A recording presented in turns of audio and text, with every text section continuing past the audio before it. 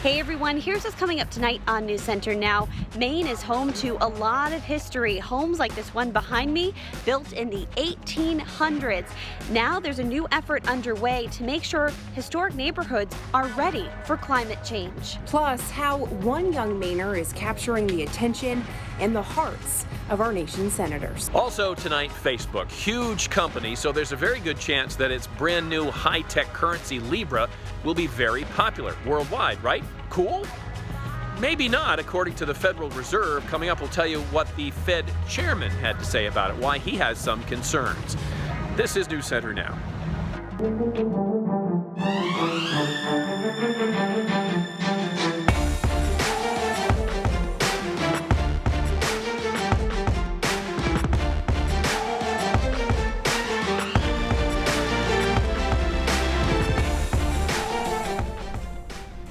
And good evening, everybody. I'm Lee Nelson. Thank you very much for joining us. And I'm Lindsay Mills. A first-of-its-kind survey is underway for the state. It's a survey of historic homes in a couple of neighborhoods that are already known to deal with some flooding, but now they face more threats from sea level rising.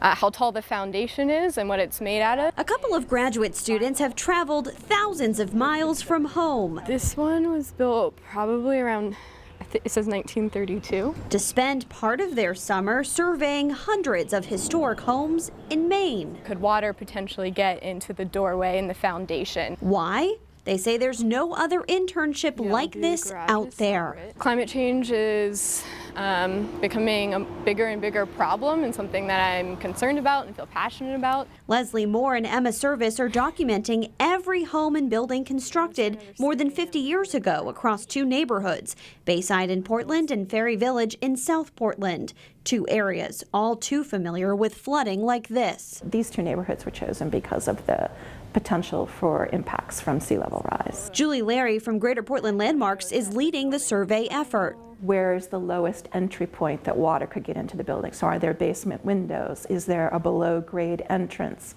Is there a bulkhead into the basement? We're looking at where the utilities come into the building. Is there a gas line? Where is it located? Funded in part by a grant from the National Park Service's Historic Preservation Fund, the aim is to get a better understanding of what needs to be done to better prepare historic homes from the effects of climate change. These are homes to people, and homes are a very emotional piece of our life, and so we want to help people in the same way that we give them advice about storm windows and making repairs on their home. We want to be able to provide them this advice as well. I'm going to note that the building is final. While it's part of their work as graduate students, helping strangers far from their own homes is something they sought out and chose to do. So that they can stay strong even as weather gets more extreme. And Greater Portland Landmarks is also conducting a separate survey of the wharves that are threatened by climate change along Portland's waterfront. And in other related things, it's beautiful out there today. Sure is. No flooding around here right now, anyway. Yeah. not for the moment. Not that it might not happen at some point. Let's talk to Keith, see what is going on. Hey, Keith. Hey, guys. It amazes me the lengths the Chinese climate change hoax is willing to go to for us to believe it. They even flood Portland, Maine. It's quite elaborate if you think about it. All right, 81 for a high today in Portland, 86 in Sanford. What's interesting, though, is if you've been outside, guys, I don't know if you went out at lunch, we dropped a cool 10 fast. Really? Yeah, the sea breeze was really quick out there. Look at it, 71 in Portland, 70 in Wiscasset. So away from the sea breeze, it's much warmer still in the 80s. Lots of cool stuff on radar right now. Sea breeze, see it moving inland. And actually, watch this. The sea breeze has popped up a thunderstorm right near Turner. So the sea breeze is its own air mass, and it kind of gets under air and makes it rise on the other side. So that's really, really cool, a sea breeze interaction there. And then smoke on top of all of it, still from Canada. And we also have some military, what do they call that? Chaff? What's that called, Jess? Chaff is how you say it. It's this like countermeasure that military planes use so you can't pick them up on radar. It's on our radar right now. So lots going on the radar right now. It could be chemtrails too, I'm not sure. But I think it's probably the other thing. Tonight, partly cloudy, guys. Tomorrow, for the first time in a little while, some showers and thunderstorms. But you're going to like the weekend. and Lee's going to like the Heat next week. He's Okay. going to be excited about that. Very good. Happy about that. Thank you, Keith, very much. Talk to you again in a bit, of course. Let's get to some headlines on this Wednesday. President Trump has declared an emergency in California after 2 damaging earthquakes hit the southern part of that state. He has also approved the state for federal assistance with earthquake response. The U.S. Geological Survey says aftershocks are still expected in that area for at least a week more, and there have already been thousands of aftershocks, some of them fairly powerful. A federal appeals court has thrown out a lawsuit accusing President Trump of illegally profiting off the presidency. It's a significant legal victory for President Trump. A 3-judge panel of the Fourth Circuit Court of Appeals overturned a ruling by a federal judge in Maryland who said the lawsuit could move forward. The suit sought to have Mr. Trump-owned properties such as his hotels and Trump Tower to turn over business tax returns and other documents. But the appellate panel said today that Maryland and the District of Columbia lack standing to sue. Farmers who live near the crash site of an Ethiopian Airlines 737 say they haven't received the compensation they were promised after that crash destroyed their fields. The jet crashed in March, killing 157 people. The crash also led to the suspension of all Boeing 737 MAX aircraft. Also, families of 15 Kenyans killed in that crash have rejected a compensation package by Boeing. Instead, they say they're going to take their case all the way to court. The FDA has issued an update about the potential dangers of xylitol if dogs were to ingest it. Xylitol is a common artificial sweetener, and while it's reportedly safe for humans to consume it, it can have deadly consequences for pets. Something as seemingly harmless as sugarless gum and sugar-free ice cream can be harmful to those dogs because it contains that ingredient. It's also found in many baked goods, peanut and nut butters, and even some toothpaste. Specifically, xylitol can cause a deadly drop in a dog's blood sugar level. Symptoms include vomiting, decreased activity, staggering, collapse, and seizures. Work is underway in Boston on a memorial for the victims of the 2013 marathon bombings. Yeah, the crews started installing 8 pillars near the finish line on Boylston Street earlier today. 4 of these spires will tower over the spots where the bombs went off 6 years ago now. The spires will be surrounded by lights and topped carefully with glass. Artist Pablo Eduardo says the design represents how fragile life is. Planning of this memorial started 4 years ago, and it was between the city and the victims' families. The second phase of the construction is set to begin next week. After more than 47 years in uniform, South Portland Police Chief Ed Guggen says he is retiring in January. In an announcement to the department, Chief Guggen said this decision was not easy and he has loved his job. He has served as police chief in South Portland for 25 years, and before that, he worked for more than 2 decades at Portland's police department, climbing the ranks to captain there. He was a graduate of Portland High School and went on to enroll in a law enforcement program at what is now known as Southern Maine Community College. And in a Facebook post this afternoon, Chief Guggen said there is more work to do in his final months at the department, and he thanked his team and the community for support during the leadership transition. All right, coming up, Facebook is in hot water for transferring data and potentially for its new Libra currency. Yeah, plus we're going to meet a Maine girl who went to Washington to talk about a subject very important to her. What was it? We'll tell you later on Now.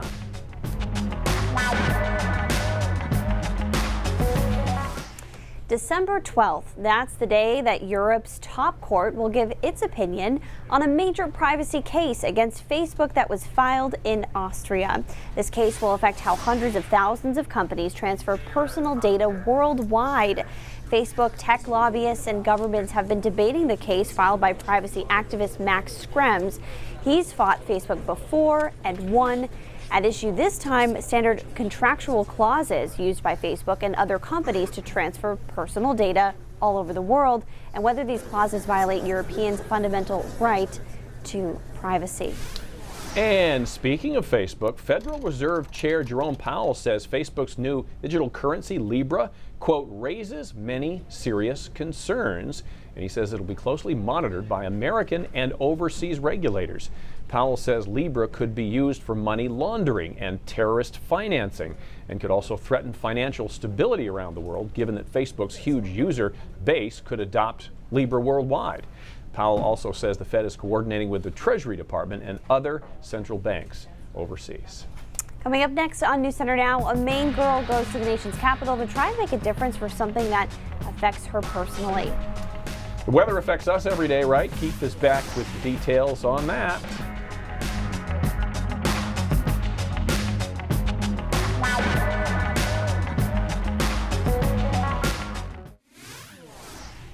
Living with type 1 diabetes can be tough, especially if you're a kid.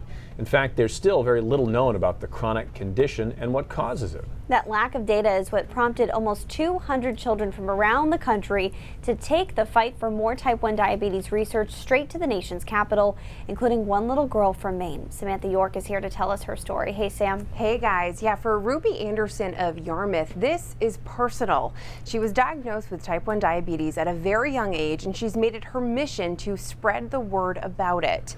This morning, she and others addressed Maine's own Senator Susan Collins and members of the Special Committee on Aging in hopes of sparking the change she and others are looking for. Ruby, you're up. Sitting before a panel of U.S. senators, 9-year-old Ruby Anderson shares her story of living with type 1 diabetes. I was diagnosed with type 1 diabetes just before my 2nd birthday.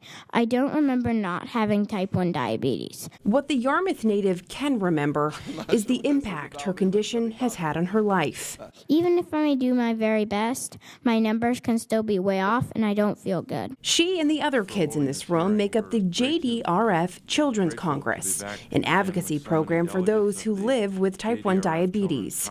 With little known about the condition, this group is pushing for our nation's highest-ranking officials to take the lead on research efforts. Senators, I don't want my brothers and sisters to get type 1 diabetes. We need more research to find a cure. We even need better devices. We need to figure out what causes type 1 diabetes so we can stop it. Her testimony catching the ears of everyone in the room, including Maine's own Senator Susan Collins, who says she couldn't be more proud. When you hear from a little girl who has had diabetes since she was 23 months old, it really hits home. She gave everyone a very moving portrait of what it's like to be a young girl with a serious disease. With the help of other U.S. senators, Ruby is confident a cure can be found. And if not, she has a plan. When I grow up, I want to be a scientist, partly because type 1 diabetes research is so important. And if they haven't found a cure for diabetes by then, I will. Now, Ruby joked with the senator after about how Collins would be the first name on the guest list to her party to celebrate her finding a cure for the disease one day. And I should mention that Ruby was actually one of 2 young Mainers in D.C. for this today. The other young girl was 9-year-old Lydia Bryant, and she is from Ellsworth. She was very impressive. Sam, real quick, too, you had a chance to talk to Senator Collins, wondering if you maybe asked her anything else, specifically maybe the book that's come out talking about her swing vote leading up to the Justice Brett Kavanaugh vote. Yeah, so I was able to ask her again about that vote. She's been a target for Democrats and others across the nation since it happened. But despite criticism, Collins says she stands firm behind her decision and is confident in the due process that she took. I just have to do what I think is right. And I acted with integrity when I cast that vote. It obviously is not pleasant to have endured such abuse for it, but I thoroughly respect those who disagree with my vote. And we'll have more from our conversation with the senator tonight on News Center Maine at 5:30 and 6. Guys, back to you. All right, Sam, thank you very much. Well, you know, there's no complaints for the weather department when Keith's looking at all the little extra knickknacks on the radar. Yeah, well, it's just interesting because we knew that there wasn't going to be any real rain on there. And I'm going to show you the military stuff here in a second that's on the radar. I'm so it's pretty cool. fascinated by that. It happened a few times earlier this summer as well, and it's usually picked up by Caribou's radar. So we'll show you that. Yeah. It's good to know what you're looking at when you look at the radar, because all kinds of stuff bats can show up, you know. Sea breeze showed up along the coastline down to the 70s from the low 80s, and the dew points came down with it. 70s, low 80s inland, though, away from the sea breeze. It is a much warmer late afternoon. There's your sea breeze, again, actually touching off a couple of showers here where that sea breeze is interacting with the other air mass, and you can see one coming just to the north there of Lewiston, and another one probably going to hit Augusta if it can stay together. So that shower, very, very isolated stuff. Guys, there it is. Look at the radar signature here. This is the military. Why am I keep forgetting what they call it? Chaff. I keep wanting to say chafe, and chafe is not. That's what I want to say too chafe when you is say not it. what. So, it's because I have a leg brace on that I'm thinking about that. But anyways, that's what you're looking at there, coming off those planes, and then there's smoke. So there's a lot of stuff going on, radar and satellite right now. But the bottom line is it's relatively quiet here the next few hours. There's that isolated shower over southern Maine. The rest of us partly cloudy.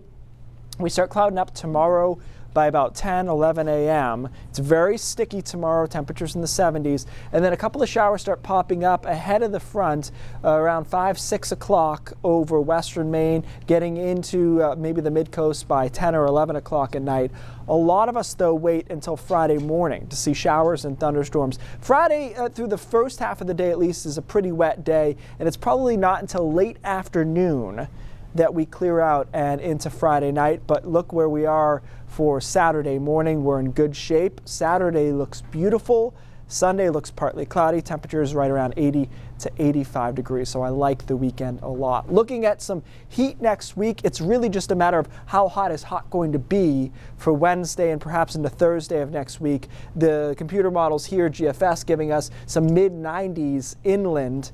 And I will tell you the European model is right on that same page with even some upper 90s around. So we'll see as we get closer if they lock into that solution, but it looks pretty hot mid to late next week. In the meantime, this is what is going to be Tropical Storm Barry. It's almost a certainty it will develop into a tropical storm and eventually a hurricane. The computer model plots look like they're all over the place, but I will tell you that it doesn't matter too much if it's here or here, because this storm will be largely about storm surge and rain, not wind fields. And I think it could be a bad situation, guys, for Louisiana. They are already flooded, so this tropical storm could put 10 or more inches of rain down.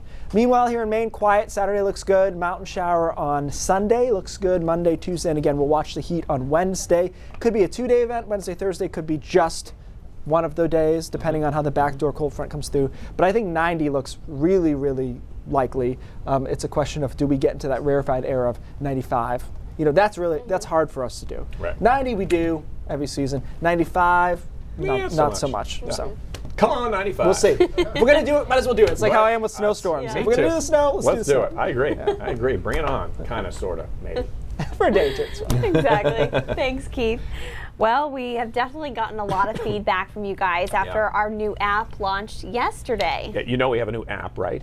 There have been several good questions about where to find things. One of the most popular, one of the most asked was, where's that weather section? We decided it wasn't important, so we didn't put it in. No. It's located right in the middle of the black bar at the bottom of your screen. Really easy to find. From there, you can see the 7-day forecast and can customize some of the settings for just where you live. If you haven't downloaded it yet, hurry up and do it. If you have the old one, you should be able to just update it depending on how old your device is. It is free on both the App Store and Google Play.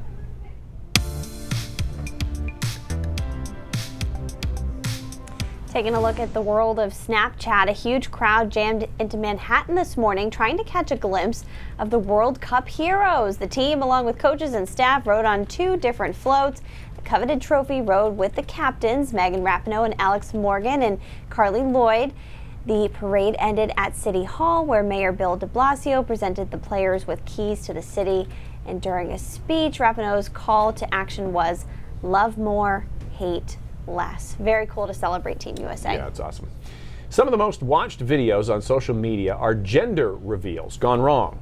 It's a way for a couple expecting a baby to reveal to everybody if it's going to be a boy or a girl, but again, it doesn't always go as planned. We're seeing a car do a burnout in Australia. Clearly it's going to be a baby boy. What's not planned is the car catching on fire. Oh no. And that happy blue smoke turns into a much different color in a little bit here. Sure. So be careful when you're trying one of these elaborate stunts. I hope that's not a bad omen of Right? what's to come. Good Lord. Yeah, maybe that's one reason why we didn't do one of those. That's No offense to anybody who does. They're very good cool, reason. but I mean, you could just cut into the cake, keep it easy. Right, right. Well, there's always that one sibling that just has to do things differently. Check out 18-month-old Landon's pose for a picnic in South Dakota. Now the good news is he didn't actually bite into a real fish. Luckily, those rubber fish that were on display in this picture were taken at the Children's Museum there. So cute. All right, Cindy's here. She's going to tell us what's coming up at 5:30. Howdy. Hey, we were talking yesterday about the new flights from Portland to Boston. Between those two, a lot of people are saying, why fly to Boston? We're going to tell you how long it takes and how much it costs, whether or not it's worth it. Plus, there you go. There's the video we were just talking about. Also, the World Wife Carrying Championships just took place in Finland. And Mainers, of course, are familiar with this because we have our own wife carrying races. In fact, it just happened over the weekend. We're going to look at what goes into training for this and what the winners get out of it. It's all ahead at 5:30. And you guys are competing next year. Actually, we're going to do the reverse. It's the husband carrying. That's not happening. Very good. Really good idea to me. We'll see you guys at 5:30. We're back after this. All right, today's Brain Drops is visual. This is Marathon, Florida. This is actually a couple weeks ago, but I told you I got a good nerd list, and this was one of them.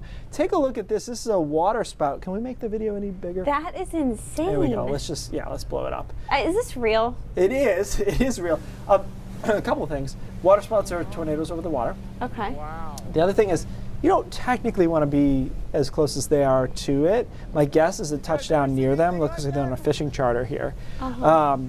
But I've never seen one shot that close and up It's so high. the vortex of the actual. So let's just go back there to the beginning. So that's obviously, this is what a normal, so here's what's interesting. A normal tornado would look like this if you could see it in its truest form. But what happens with tornadoes, of course, is they pick up debris. All the debris. And so you're not seeing just the vortex of the tornado. You're seeing debris on each side of it, so it looks like a much muddier type picture. Sure. But there's really no structural difference between the two. This is what you would call a rope tornado if it was over land. And I just think it's cool. We saw a water spout 2 years ago on Sebago Lake. So it can happen also over lakes, but obviously it's more common out here because they have a lot of thunderstorms, spin up, and they are dangerous if you get underneath them. Where is the water going from there? Just like spraying out? As high as the updraft can take it. So chances are it will get up there, the updraft will hold it for a while, and then put it down as rain. Interesting. So that's where some of the stories of raining cats and dogs and whatnot would come from, is it would get up there, and then gravity would bring it back down. This makes my jaw drop. Cool. It's really interesting. All right. News Center Maine at 5:30 starts right now.